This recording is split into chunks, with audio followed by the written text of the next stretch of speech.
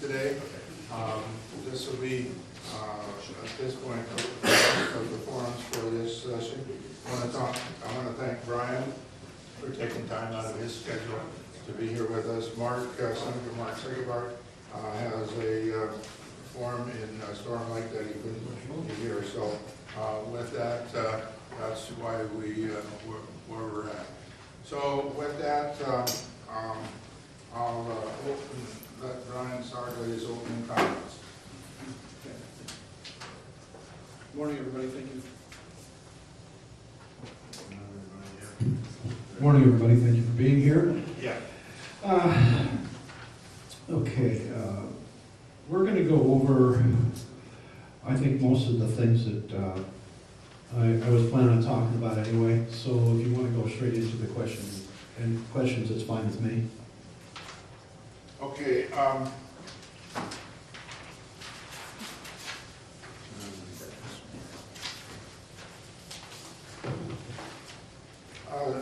The committee put some questions together, and we weren't really sure just how these questions would work out today in terms of what would be happening, because we meet on Tuesday morning. But one of the questions that we have is the tax plan released by the House and then released by the Senate differed in the size of the tax cuts, whether to include corporate cuts, federal deductibility, increasing credit union taxes. Do you see more compromise before either bill moves forward, and if so, where would the compromise be? Just to give you all a little history on this, and I think many of you are probably already aware of this, but when this whole, when the year started and we were talking about deappropriating, the Senate had a lot different take on it than what the House did. The Senate really wanted to deappropriate much more than what the House did.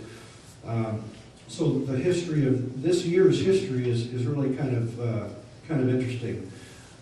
They have been really the most important thing to them is cutting taxes. It also is to the House members, but we were really concerned about sustainability of any tax cuts that we would do. They have to be sustainable, and I think even now we're still at kind of a point with the tax cuts where the Senate at this point is looking at $2 billion over 5 years. We're looking at 1.3 over 5 years in the House, and we're much more aligned with the governor than what the Senate is. The Senate plan originally on the actual tax cut was, I believe, $1 billion a year over 5 years. It would come to finally at $1 billion per year when they got to that point. We did not think that that was sustainable, and we made sure we let them know about that. As a conservative, I think there's more to conservative principles than just cutting taxes. Part of being conservative is making sure that you don't get your state in a position where you've cut taxes to the point where you can't fund, you can't make the promises that you've made to the public as far as state troopers and judicial and funding Medicaid and things like that. So we have taken a less aggressive approach, and that's kind of where we're at right now with the Senate. I think there's a chance that we will reach an agreement fairly soon. I think the soonest that we'll be out would probably be possibly next Saturday. And if we're both stubborn, it could go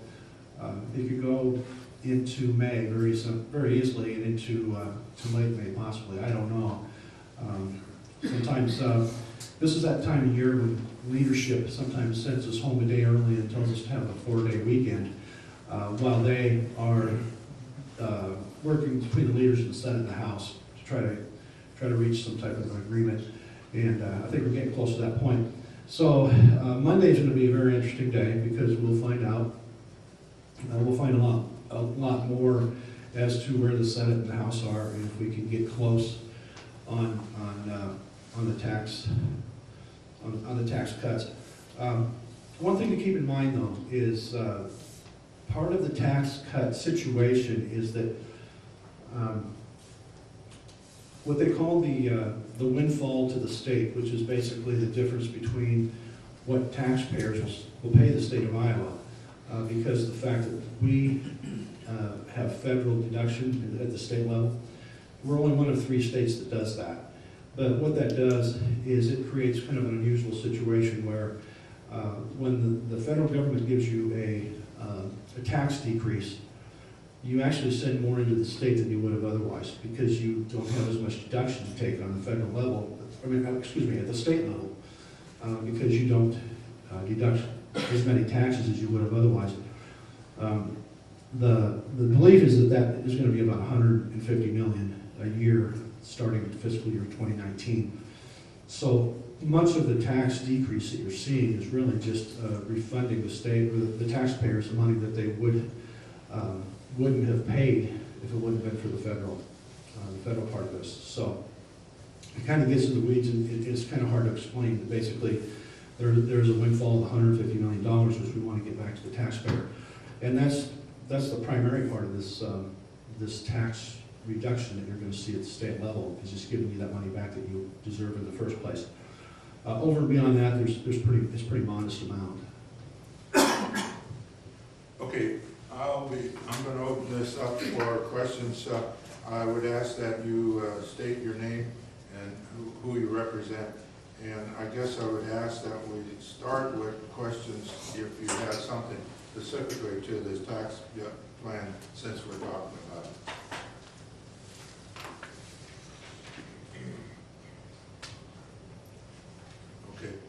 Okay, so nobody has got any questions. So what about, you have questions from the other questions that somebody has?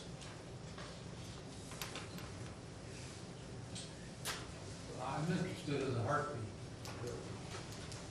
Okay, the heartbeat bill came to us from the Senate, and actually the House did an amendment to the bill that came from the Senate, was not actually the heartbeat bill technically. We put an amendment on it and made it the heartbeat bill. And it passed out of committee. It has not gone to the floor of the House, and I think some of the reason is that I voted for it. I voted out of committee, and I would vote for it in the House. But part of the reason why it's not progressing as quickly is what some had hoped, is that we have some in our caucus that would not vote for the bill as it is. They would probably consider maybe a 15-week bill or something like that, but I think that there's some folks that feel like the heartbeat bill as it is a little hard for them to vote for. One thing about politics that we are elected to represent our districts. We have Republican representatives that come from what you would call purple districts, and I think that there's concern that in some of those districts they will become very vulnerable to re-election. I believe that there's 2 thoughts out there. One thought is get as much as you possibly can when it comes to life issues. And there's other thoughts that say, okay, let's make modest steps and keep the majority and continue to make those modest steps as we go. I'm not a proponent of either one. I'm not judging. I'm not saying how I feel about those individuals. I'm just saying that that's just the reality of politics and what we do. We represent our districts, and some folks are in very moderate districts. So I guess you're asking me the future of it. At this point, I don't know. I've told my caucus that I would vote for it if it comes to the floor, and that's really all I can tell you this time. Sorry, I wish I had more. Okay, another question or? Okay, one of the other questions that the committee talked about, while the tax bill plays out, House Appropriations Subcommittee met this week to look at 4 spending bills: transportation, economic development, justice, and agriculture, and natural resources. what are the biggest topics of discussion in these areas within the subcommittees? How's that for a pretty good sized question? No, I got that one. The House's overall increase is 3.2% to the state budget. Ag and natural resources would be getting a $900,000 bump. An important one is judicial, and judicial really has two parts of judicial. There's justice systems, and then there's judicial. Judicial basically is funding the court system itself, the judges, their wages, any employee that works under those auspices. That's the judicial system. The justice system includes highway patrol, public safety, corrections, and all those things. The amount of increase for those two combined is $16 million, which I'm relieved to see that we're finally kind of making some progress in that area, because we've been status quoing those for quite a while, and in many cases actually reducing the amount of money that we're putting towards those. So I talked to Gary Worthen about this, who is the chairman of that committee, and he said the court system will be seeing a $4.1 million increase, and what they believe that's going to do is that's going to allow them to get into more, putting a little bit more resources into juvenile court, which I think everybody would agree that juvenile court has been a good thing. Family courts, those types of things where judges and the folks that work for them are able to try to help take care of some of these problems before they fester, and somebody's really got a bad legal issue, trying to get those families to work together, trying to get those youths that are at risk to improve their lives. And so that has been successful, and I'm glad we're putting some more into that again. Public safety will be seeing a $2.5 million increase. We've been at a point the last few years was when highway patrolmen would retire, there wasn't enough money there to even fill their positions. So basically, as patrolmen retired, we just had one less patrolman on the road. We didn't replace them. And so now this is going to allow money for the replacement of retirements, and it's also going to put money into the academy, the law enforcement academy, which is where highway patrolmen are trained. So that was a good thing to see. I'm the chairman of the economic development budget, and so my budget was granted a $670,000 increase. $50,000 of that went to cultural trust grants, which had been at $25,000 only, and now we've got that up to $75,000. Historical division went from $2.977 million to $3,027,000, and county endowment funds, which are helpful at the county level, saw a $31,000 increase too. So we're trying to use some of that money. My preference is to treat cultural affairs as well as we can. We also have economic development and the Iowa workforce development that has to share into that $670,000 increase we had. We gave Iowa economic development and Iowa workforce development the difference between what we de-appropriated last year to get them to be held harmless, I guess you'd say.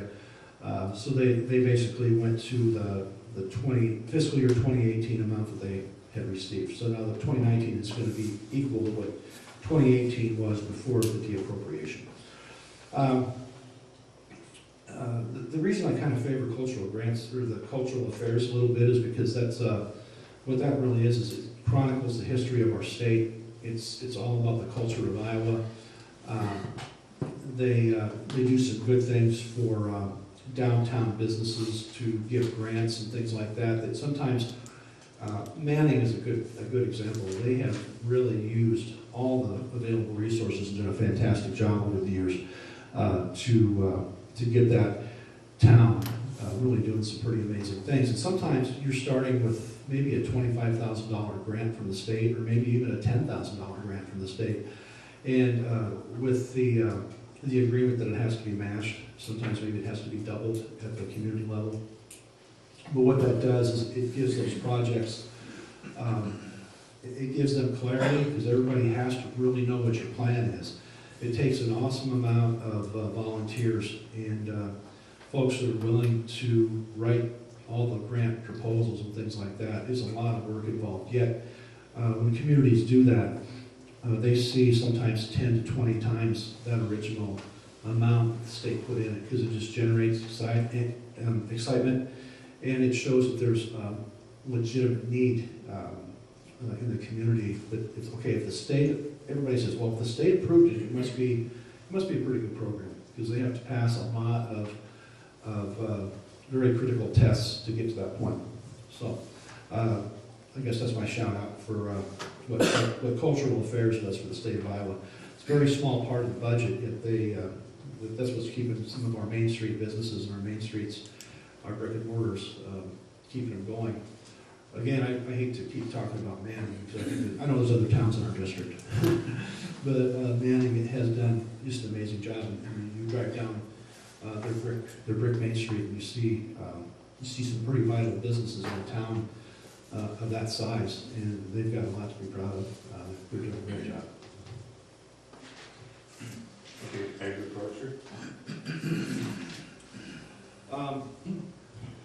I didn't get too far in the weeds with that. There's only, were there four that we, basically the questions you're asking are on the four that the House goes first on some of these, and the Senate goes first on the other ones. So for instance, you're not asking about Health and Human Services budget because the Senate is supposed to go first on that one. So they get their budget sent over to us. That's why not all these are on there. All I can say was I know Ag and Natural Resources got a $900,000 increase. Okay. Where they put all of it, I'm not sure. Okay. Any questions on, yes? I'm John Rockelsweet, I'm representing myself. Brian, how far apart is the Senate and the House on the four that you mentioned? On the four here, that we mentioned, I don't think we're that far away on the actual 2019 budget. I think where we're further away is on the tax plan and how we're going to implement that tax plan and still fund this budget that we're talking about here. We seem to be pretty close on the budget. Now, where they would put the money and where we would put the money, obviously there's probably going to be some disagreements on which divisions get more or less of those monies. But I think the actual targets aren't that far off. It's just more, there's a feeling, and I kind of agree with this, the Senate plan would work if there's about 5 different things that we're assuming we're going to get increases because of the changes we're making. For instance, internet sales. As people buy things from the internet, there's right now in the Supreme Court, I think they just heard the case maybe last week, the Quill versus South Dakota case, which basically will set, the Supreme Court will decide, can states bill tax for things that are sent from, let's say somebody sent something from California to Iowa, you bought it on the internet. If they don't have a brick and mortar in Iowa, we're not allowed to charge tax. That is because of interstate commerce and things that are set by the courts. If they change that, we'll receive quite a bit more tax income from this. And also the locals, because I think what they want to do is get that local tax involved in that too. There's a lot of pushback. I know. I just heard on the news that there's some folks that aren't very happy about it. Personally, my opinion is if you want to compete with local businesses in the state of Iowa, brick and mortars who have to pay tax, why should you not have to collect that tax also? I'm not trying to grab money, but I think it's only fair to us that have to pay the state tax. So if somebody goes into a clothing store in Iowa, they pay 7%. If they go to Carroll, if they order that same suit through the internet, they pay no tax. That's not fair. That's not fair to the guys that are local and who are, for the most part, keeping all that money right here in the state of Iowa, and probably most of it in their county. And yet we buy things from 2,000 miles away. And, you know, and I think that's something that I think we all have to think about a little bit. I know it's really tempting sometimes to just get on Amazon and it's there in 2 days and you pay less for it. But as a society, especially as a rural society, I think we've really got to think about what we're doing here. We are, at some point, going to be a barren desert if we don't keep the businesses that are in the communities going. And, you know, when you buy something from California, no money is going towards your school or your streets or your town. So that's just my little pitch for what we need to do to keep rural Iowa going. Kind of gone off on a tangent there. Okay, so the Senate is taking all these different scenarios. Part of it was in the bill also is if you download something from iTunes or you do something with Netflix, and that's not taxed right now. Some of those types of things that we do will also be taxed. So the Senate has some ideas on how much money could come in from all this. And theirs is already on a best case scenario situation. So if everything happens perfectly, there would be enough money to sustain that. But if it doesn't, we're going to be back at it again next spring and keep de-appropriating again. And nobody wants that. So the House is being a lot more conservative from that standpoint for those reasons. We don't want to have to de-appropriate money again. I have to follow up. Yes. I'm still John Rocklesby, and I'm still representing. You didn't change anything? Are you sure? I haven't changed the damn thing. I have beat you guys up pretty hard about taxes every time you've been to one of these forums in the county. I appreciate what you personally have done by taking your conservative approach to this thing, because the things you mentioned depend upon the Supreme Court decision that's not going to be made until far beyond the time that you end up cutting taxes. And we do not need to go through this again. You know, I'm glad I'm not a farmer because I would be scared up to my eyebrows based on what the federal government's doing with Tariffs. With tariffs, yes.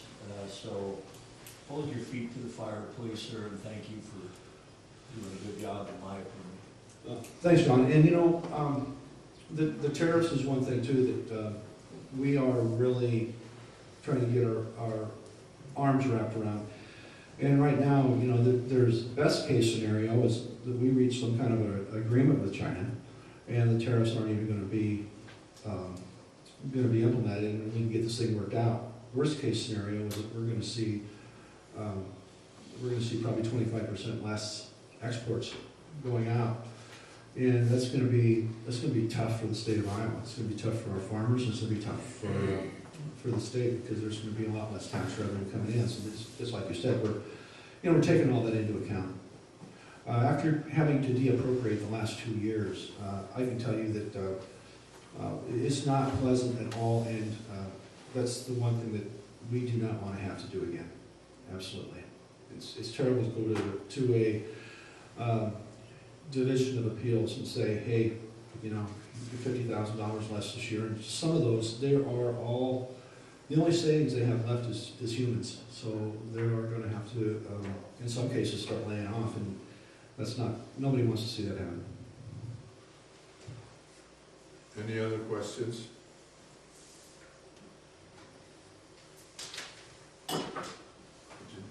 Virginia Hageman.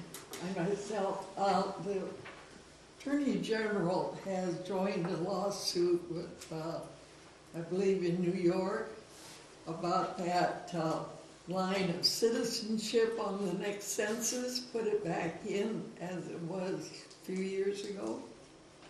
What does that mean, leaving that out? Does that mean that everybody in Iowa, living in Iowa, will become automatically counted as a citizen? Virginia, I don't know the answer to that. I'm somewhat aware of what's going on there, and I think that the argument is for the census, is that correct? That they want to count everybody that lives in the community, assuming that some are legal residents of America and some are not. And I don't know enough about it to really tell you what my opinion would be on it. It seems like it's more of a federal issue, so it's something that I just haven't really delved into a whole lot. If anybody here has any information on it, you want to share it, I'd like to give you the microphone. But at this point, I think the argument is that there's concern that some folks that are not legal residences would be added to the census, and that's how you would get your population, which would give you more or less representation in Washington, D.C. with your Congress and things like that. Above and beyond that, I'm really not sure what all the implications are or exactly how it would be rolled out. That's all I got. Brian, Yes. Wayne Herman. As part of my job, I do not ask for citizenship. I do have to ask where people were born and where their parents were born. And the classifications that I have to give people are basically 5 items where they identify themselves, none of which make much sense to me. But I don't have a choice. I have to hand them a booklet and self-identify. I can't identify. And some of those are really pretty ridiculous. And I can't win the argument. Okay. Thank you. Any other comments on that? Well, it kind of boils down to how much money you can collect back because of the number of residents you have. Right? And so if you can enhance that, and I mean, we've got lots of immigrants who are legally here, students and green cards and all those kinds of things, which is different than being illegal. But leaving out that question or being able to ask that question, you don't know who's who.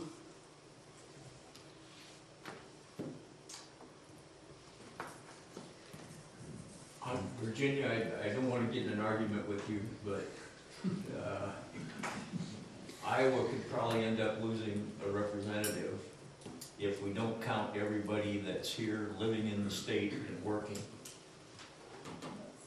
So it's dumb to do it. We haven't done it since 1950 to have that question on the census. It may help some states and it may hurt other states. We ought to just leave it alone and let the census be what the census was for, so we know how doggone many people are living in the country, period. Wayne Herman again.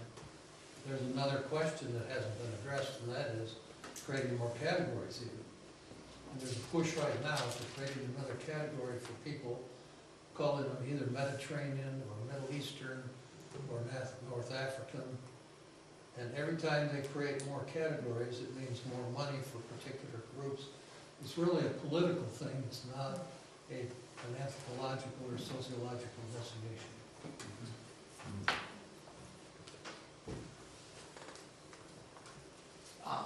Mike Colby Weaver, I represent myself. This last legislative session, legislature passed a bill on fireworks. And in that bill, they required cities to allow organizations to sell fireworks even if they prohibited fireworks in their own community, like the city of Carroll did. Kind of two-part question, I guess. What's your thoughts on that bill of preempting city control, local control, which I thought was kind of a hallmark of the Republican Party, was local control? And two, we're thinking about passing out business cards with cell phone numbers of representatives when we get calls. Are you okay with that this year? What time of day? 2 o'clock in the morning. You know, that's probably the vote that I took last year, that when I look at all the votes that I took, that I second guessing myself a little bit on that vote. city of Glidden, man, you could smell gunpowder throughout the city, or the town, for 24 hours. I guess my thought and my hope is that this last year was just euphoria, and we'll see how this year goes. But I really think we probably should, if things, and here's what happened to me personally, and this was tough for me. I had a call from a person who I've known for a long time, a resident of Glidden, who I would always consider a friend. I think he has some issues with PTSD, and he called me and said that of all the votes that I've taken in 4 years, that's the vote that he would like to see me lose my job over, because it was the most miserable 48 hours of his life. The reason I voted for it was because, and I'm still kind of on the fence on this. People seemed like they could do it, they had the right to do it, and we left it up to the towns to decide if they wanted it in their communities or not. So, I mean, I thought that the vote was probably fairly kind of a benign vote, but it did create what I would call firework euphoria in some communities, and so I've never said that there's a vote that I regretted, but that's the one that I think we probably maybe should have vetted it a little bit more when we did the bill. Thank you. Yeah. And as far as handing out cards, I don't have any business cards with me today. We'll print. You'll print for me? I appreciate that.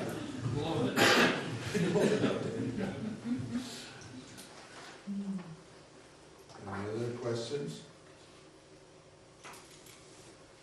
Okay, Dean Shepherd, Carroll County Supervisor. Where is the MCO accountability bill at? Okay, if I recall, we passed one in the House, went to the Senate, and they have not acted on it yet. When I say yet, I know that when I say yet, we're getting late in the session. So, other than to tell you that, I'm really not sure what's going on in the Senate. Some bills are being actually held up, and probably will be taken up yet before the year's over. But that one, I cannot tell you where they're at on it. I thought it was a good bill. I don't think there's anything unfair about telling an MCO that really what was put in statute to a great degree was something that was already part of their contract anyway. You pay your bills within 30 days or whatever that number is, and I think we all know that that's not getting done. Our hospital knows that. I know that as a person who has billed the MCOs, and so that continues to be a hot item. And then it seems like, and Mark Segerwart said this a couple weeks ago, we are becoming, we're kind of becoming lobbyists for our hospitals and our folks out there that are badly affected. And sometimes it seems like we just have to run up the flagpole and say this is done by a representative or a senator, and all of a sudden the bill gets paid. And so that's not the way the system was supposed to work, and it's very disappointing. some other questions? Okay, well, the committee has another question. The House introduced and passed House File 2377 regarding opiate addiction in February. This bill would limit opiate prescriptions, implement Good Samaritan laws for those who report overdoses, and require physicians to file prescriptions electronically to avoid forgeries. This bill has yet to be debated in the Senate. Do you think this bill will make it out of the Senate and to the governor before adjournment? I sure hope so. It wouldn't make sense for this bill not to pass. I don't think there's anybody out there that would say this is a bill that shouldn't be passed. And so, unfortunately, politics takes weird turns sometimes. I have heard rumors throughout the State House, and we hear rumors just like everybody else in life does, that it's possible that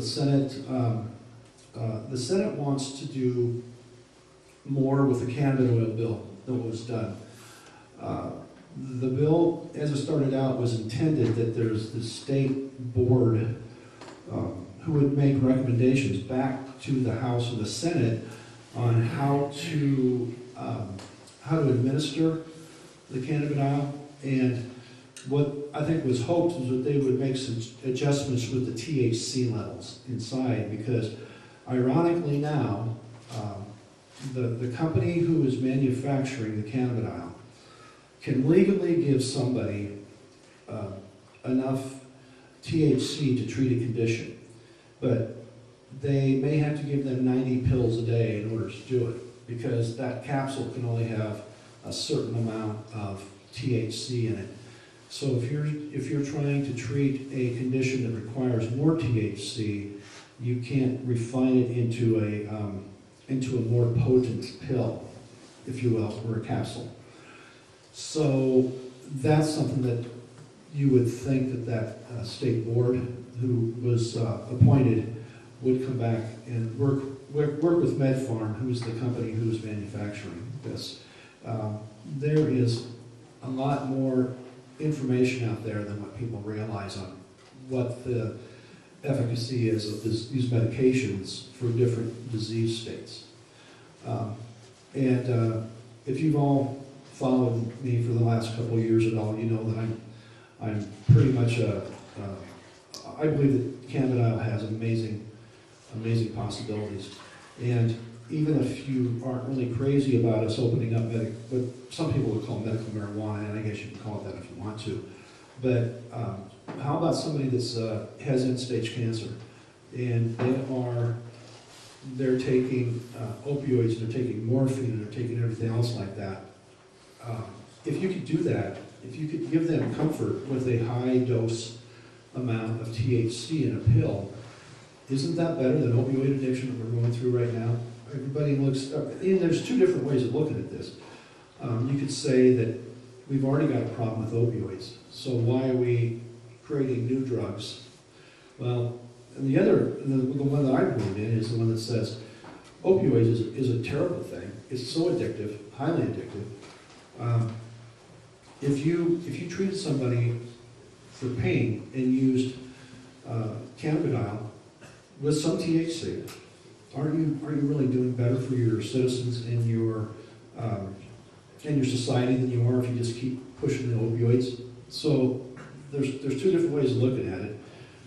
I think cannabidiol is the way. I think it's going to be in the future. I think it's just a matter of time.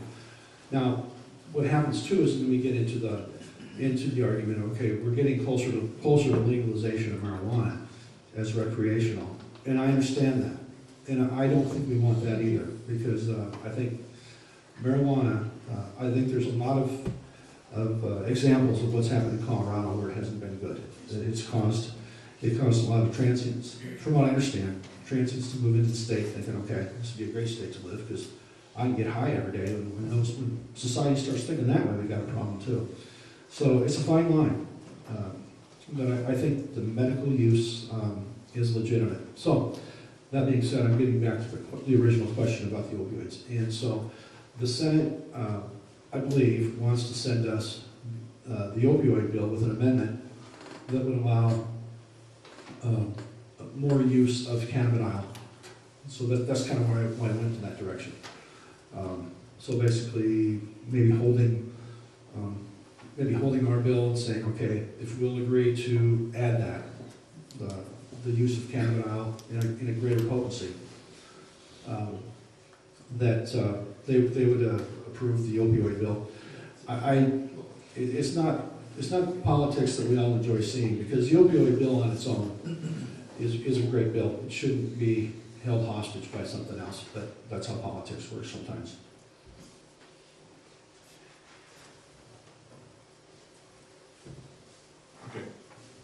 I'm still Virginia too. This is a prescription, it's a medical field. Where does the medical people stand in this? All we hear about is how the legislators feel about it. Where is the medical field? I think the medical field's all over the place.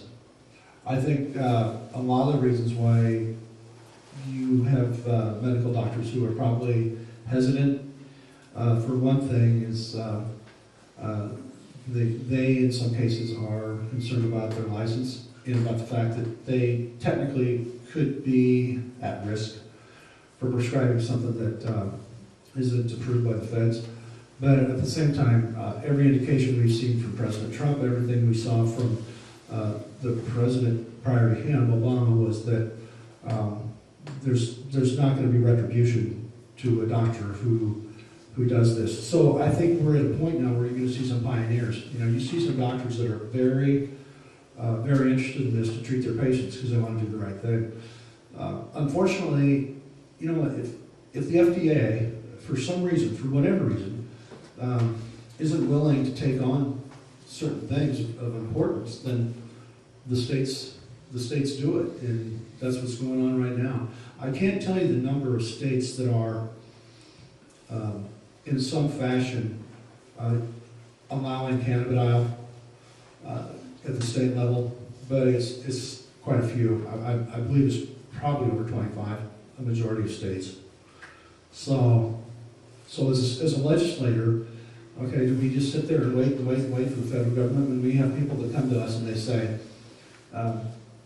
you know, my daughter, and we actually it happened in this room, I believe, 2 years ago, where we kind of got on this subject, and this lady who has a daughter who has been unable to verbalize. She was born with some kind of condition. She had seizures. Seizures stopped. She can now communicate and smile. Before she had no emotion. She had nothing. And this is the reason. And then nobody can argue that.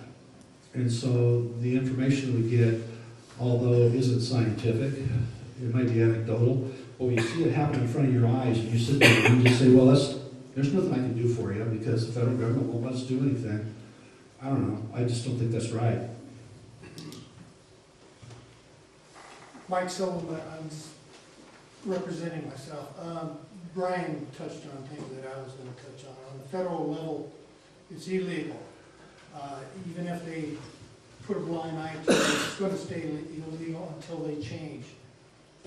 We need to put pressure on our federal legislators.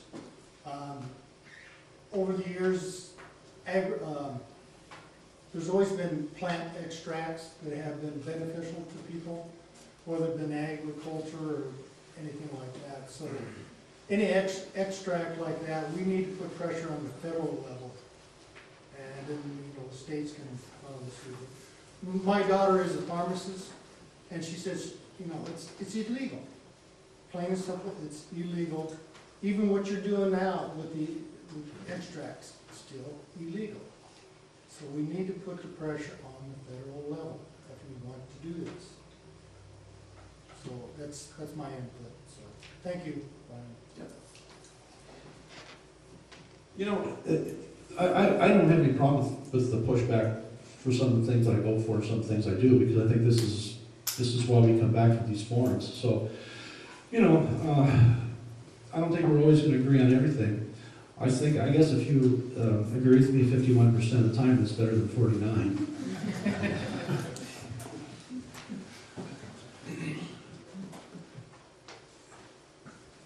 Marty Hill, where I represent myself. Two comments, one on the Canada soil in there. I was here last year at that comment, and I treat a lot of these patients that do that, and now we are able to give them treatment the rest of you get every day going to a dental office or anything like that. Now, they're now verbal and can respond, and it has been wonderful for these people where it's needed. On the opioid question, you know, if you watch the numbers, in fact, Carl and I are just back. We spent Thursday night in another class on what to do with this. If you'll notice, the total number of prescriptions are down. Don't be alarmed if you find it very difficult to come to our office and get opioids. You know, we are helping you in there. Sometimes, you know, when you need to change patterns, it's better if it's not legislated, and we take care of it. Thank you. Any other comments? Well, I guess I'm going to deviate from protocol with the risk of probably being fired. Um, um, The universities, the state universities and the regions are talking about increasing tuition and that kind of thing. And of course, there's a lot of talk about possibility of legislators need to do more for education, tuition for the students. What's your comments on that?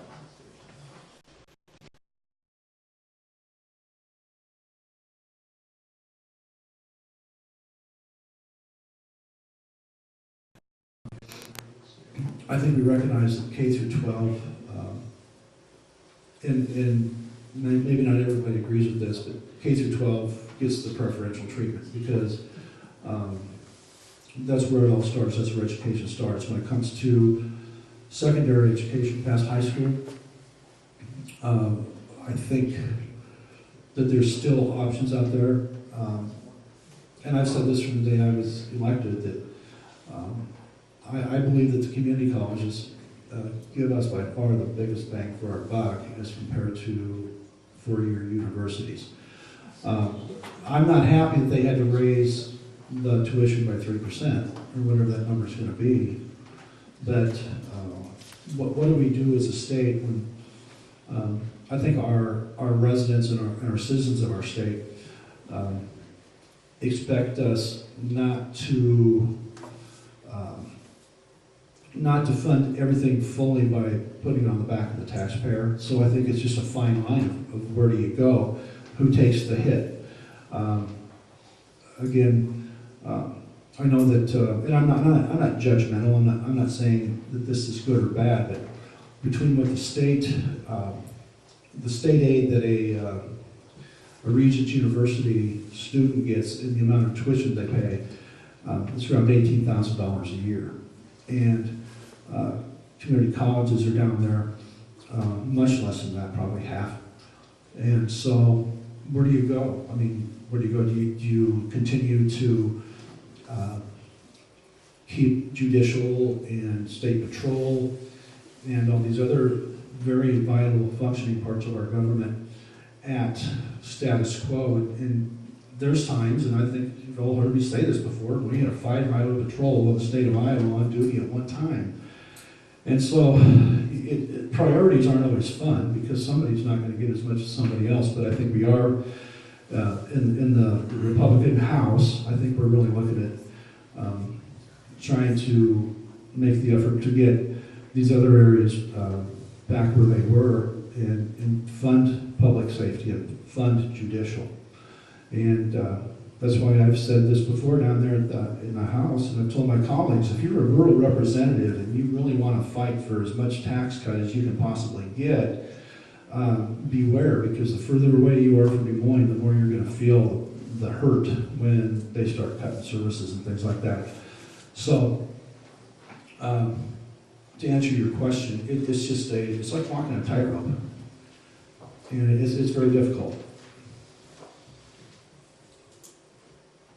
Some other questions? Comments? I thought if there was a lull and everybody was starting to get bored, you could just go. Is it about to go? No, I'm just kidding. I just thought, I know Mark Sagerberg did this a couple of years ago. He would let some of the folks that was here vote on a bill that we voted on this year. And I'm not going to take anything that's necessarily controversial, but I'm always kind of interested to know about traffic cameras, because that is one that it just seems to stir up a lot of emotion. I was at a restaurant in Glidden about a year ago, and I was told that, I'm not Catholic, I'm Lutheran, but I was told the Catholic priest said that anybody who attended should talk to Brian Best about traffic cameras, because he had received 2 on the same day. 2 tickets in the morning. And he wasn't very happy about it. So, I'm not going to tell you how I voted this year, but there were 2 different bills that came through. Actually, there was an amendment to a bill.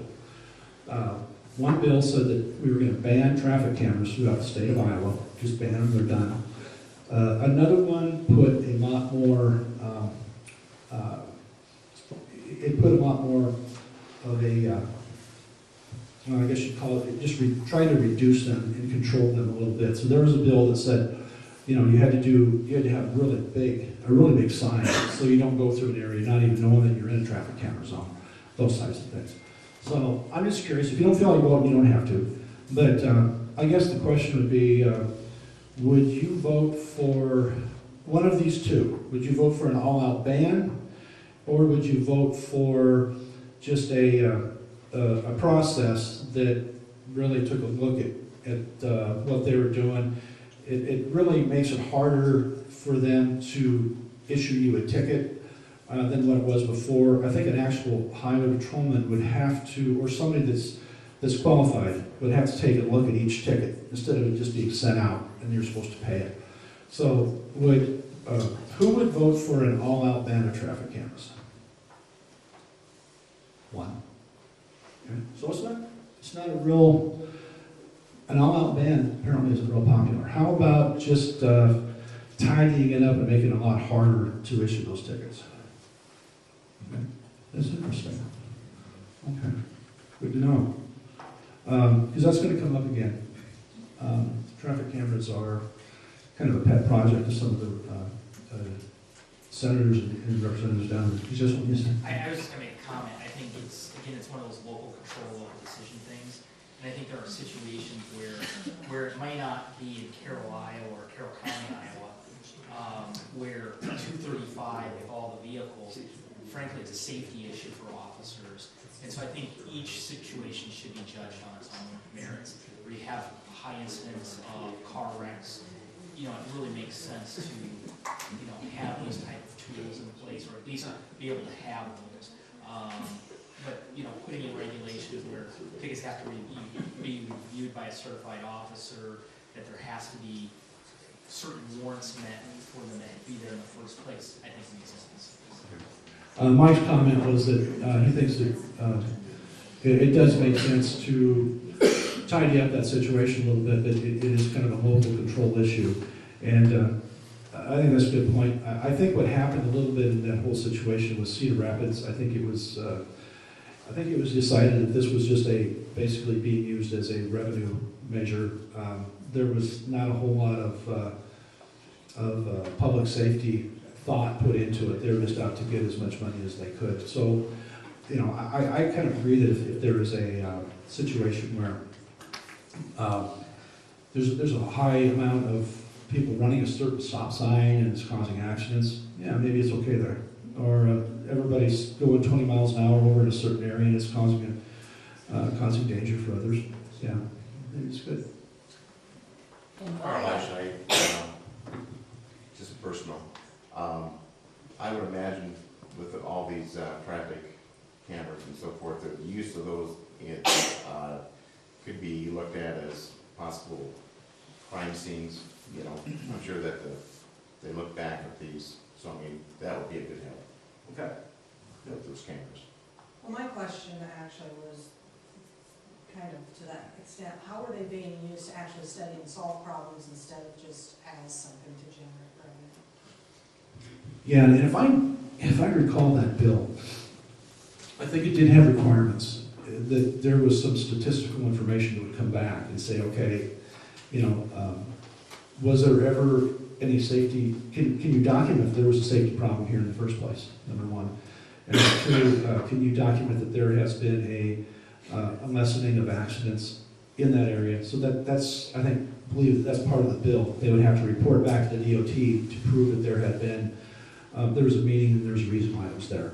And they're going to be used at all to help mitigate the texting issues. I doubt it. And the only reason I say that is I'm not sure, and maybe I'm wrong with all the technologies there are today, but do we want a camera that has the ability to zoom in on you to the point where it knows what you're doing with your hand? I don't know. I'm not saying it's not a possibility. They're pretty clear. Yeah. So, but that hasn't been considered in the bills that have come up so far. I'll say that. Yeah. Well, doesn't the license plate really get the ticket? Yes. It doesn't say anything about who's driving or any of those kind of issues. The person who is registered owner of that car that goes with that license plate gets the ticket. Well, the license plate may be put on a car it doesn't fit either. Yeah, I suppose it's possible. I mean, I think there's ways. So actually, the license plate gets the ticket. Yeah, the way I understand it is, you know, they can't see the, I mean, or they're not looking for the face behind the wheel, they're just looking for who owns the car. Speaking of license plates, all right, here's another one that has been looming in the transportation. All 4 years that I've been there is eliminating the front license plate. And a big reason why some folks want to see that happen is actually kind of twofold. If you own a vintage car of some kind, and maybe it was manufactured without, back in the day, 50, 60 years ago, without the front plate holder, it becomes kind of a problem. There's really no place to put it. And actually nowadays, with some of the new cars that are coming out, you have to drill into fiberglass, I believe. That's what I'm hearing anyway, so some folks are a little bit ticked off about that too. That's the reason why some folks don't want the front plate. The reason why a lot of folks think that we do need 2 plates are pretty obvious. If somebody, if there's a car out there that's the police are looking for, or somebody has an APB or something out on a car, and all you've got is a back plate to look at, does that override the need for the front plate? So here's my question. We can vote on this one. Who favors getting rid of the front plate? One. Will the price be half too? What's that? What's that? Price we cut in half. I'm sorry, what did you say? Would the price be cut in half if you own that one? Yes. Well, maybe not in half, but yeah, there's a cost to the state, definitely. Yeah, in the plate, but how about in the registration? No way.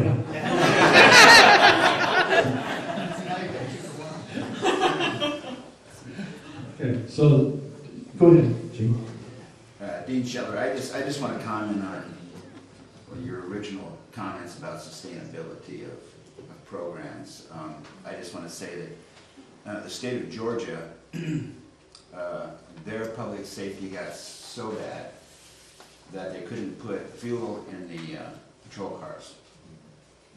And so they contracted with the counties in their areas where these patrolmen were, so that they would patrol their areas so they could get gas. So yeah, we don't want to take things too far. No, absolutely not. No. We need to fund public safety more than what we are. I think that's pretty much, I think everybody can agree on that. What's that? Yes, and I'm hoping we're on the right track with that right now. Mike Civil, myself again, representing myself. License plate issues, some collectors, yeah, they don't like the plates on the front. They usually self-fund themselves, so when they do get paid over, pulled over, they pay out of their little kitty of fund. Maybe if a person didn't want that license plate on the front, maybe he should pay an extra fee and be allowed to do that. And, I don't know, I hate extra taxes and that, but, you know, if you want something a certain way, maybe you need to pay a little bit more. Yeah, I think we'll have to use our imagination on that one, because I don't think it's going anywhere right now, as far as getting rid of the front plate. I mean, I think the one that always kind of comes to mind is, okay, somebody just robbed a store, and that they were pulled up, and you can see the front of the vehicle, and then they back away, and then, you know, you weren't able to see the plate. Patrolmen going down the road, and this car coming towards them, I would think it'd be a lot easier for them to recognize that car.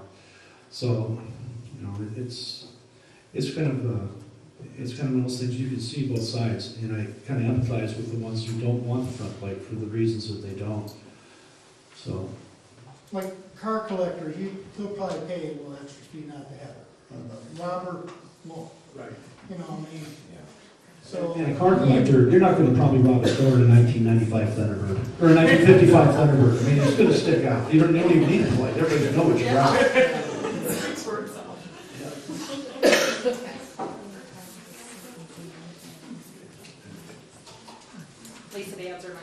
just comment in regards to that. I would just say that there's states that have no license in the front, and those states would probably have to be studied in order to even make comment one way or the other in regards to the pros or the cons of it. Yeah, I agree. I think if it really gets serious and we really start getting serious with it, we need to do a little bit of research. There's a lot of states that have done the things that we always talk about. I mean, in almost any bill, somebody was the first state who did it, and a lot of times it's not us, so there's a lot of good information you can get as to what happened in other states, Midwestern states especially.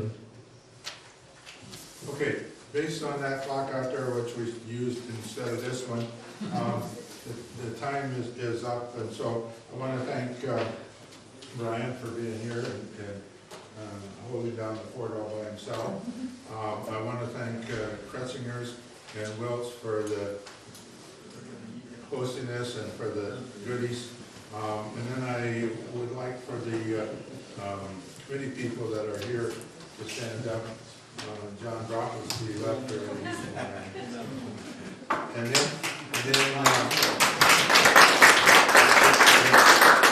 then back there in the corner, we got Shannon Landauer, the executive director of the chamber, and Sarah Foley. Those two have to herd us on Tuesday morning to keep things going down straight and narrow. With that, thank you for coming. Thanks again for the good discussions and also for respecting one another's thinking. Some places that doesn't happen, and we've been real fortunate here in Carroll County to be able to say that we've had discussions, not always agree, but we are able to talk. Thanks again.